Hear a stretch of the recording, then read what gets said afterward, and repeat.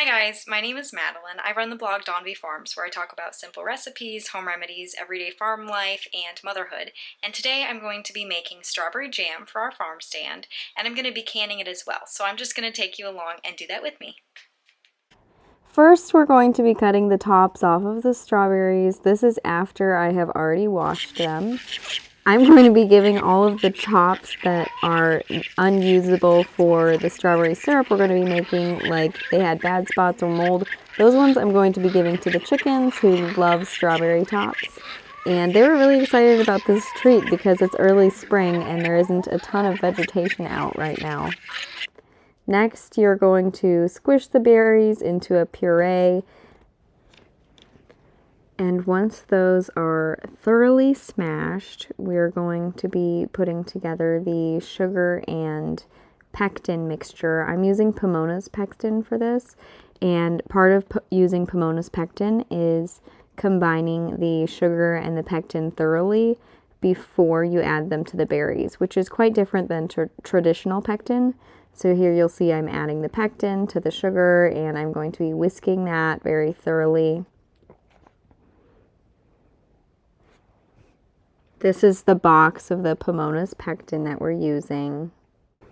Then we're going to be making the calcium water, and the calcium water is what is used for gelling the pectin instead of the sugar. And so we're going to be adding the calcium powder from the box to some water, and we're going to be shaking that thoroughly so that it is fully combined.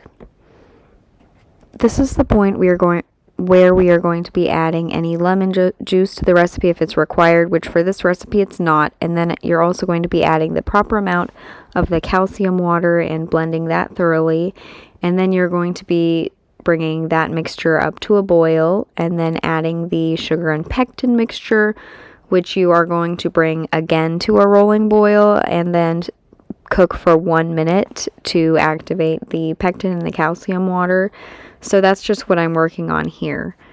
Once that's been rolling hard for 1 minute, I'm going to take it off the heat and I'm going to be scraping off any foam at the top of the jelly because I don't want the foam in my jars. And you can sometimes, you can prevent this from happening by adding a teaspoon of butter, but I didn't want to add any butter to jam I was selling at the farm stand, so I didn't do that. I just scraped it off. And then I'm going to start sanitizing my jars for canning. And so first I wash them because I usually keep them on a dusty shelf. And I also get my water prepared, the water that I'm going to be canning the jars in. And I usually add some vinegar to that. And then I put it out on our porch. We have a propane stove that I do all of my canning on. And then I'm going to be filling the jars to a 1/4 inch headspace for the jam, and I'm just going through the typical canning process, which is usually you're going to be filling your jars and then you're going to be wiping the rim with some vinegar, and then you're going to be securing the lids on the jars and making them fingertip tight, which usually just means tightening them as much as you can, but not over tightly or the lid might buckle under the pressure of the canning.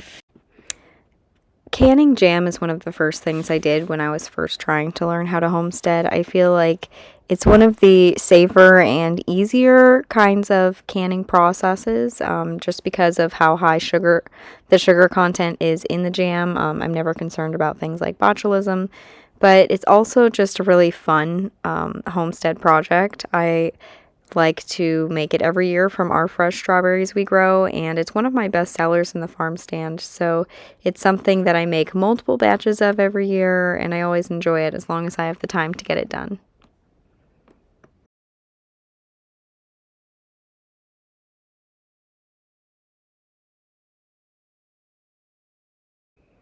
Then I take the jars of jam and I bring them out to the porch and I put them in the simmering water, and I'm going to be putting them in the pot, and then I'm going to replace the lid and get the pot up to a rolling boil, and I will have them at a rolling boil for 10 minutes to process completely. And after the 10 minutes, then I will take the lid off of the pot. I will wait an additional 5 minutes before taking the jars back out of the water, And then I will remove the jars from the water and they have fully processed, and then they're just going to be sitting on the towel on the porch until the next day when I remove the rings and wash the jars and put them away or label them for the farm stand. So these have all sat overnight, and now the last thing we need to do is just wash them before we put them away. It turned out so beautifully.